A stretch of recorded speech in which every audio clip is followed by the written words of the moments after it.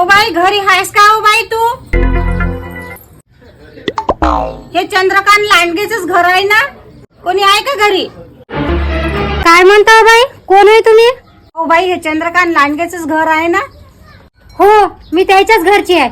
कुठं गेला O by त्या नवरा? 2-3 वर्षापासून मला दिसून नाही राहिला. माझ्याजवळून 10,000 रुपये घेतले त्याईनं आणि अजून द्यायचा पत्ता नाही. कुठं लपून बसला त्या नवरा? आता व्याजाचे धरून 15,000 रुपये झाले. मला 15,000 रुपये दे. मी पैसे घेतल्याशिवाय जाणार नाही इथून. कुठं आहे त्या नवरा? दाखव मला कुठं लपून बसला तर.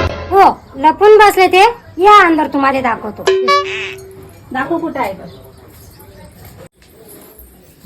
हे इथं लपून बसलेत ते. बाई हे कवा झालं बाई? माहित नाही हो बाई, म्हणून मी बोलली एवढं सारं. अहो ताई, दुसरं वर्ष चालू आहे. पहिले आजारी पडले, मग अटॅक आला. आता ते देवाघरी चालले गेले ताई. मला माहित नव्हतं हो बाई. अहो ताई, तुम्ही टेन्शन नका घेऊ. तुमचे जेवढे बी पैसे होते ना, ते मी देऊन देईन ताई, थोडे थोडे करून.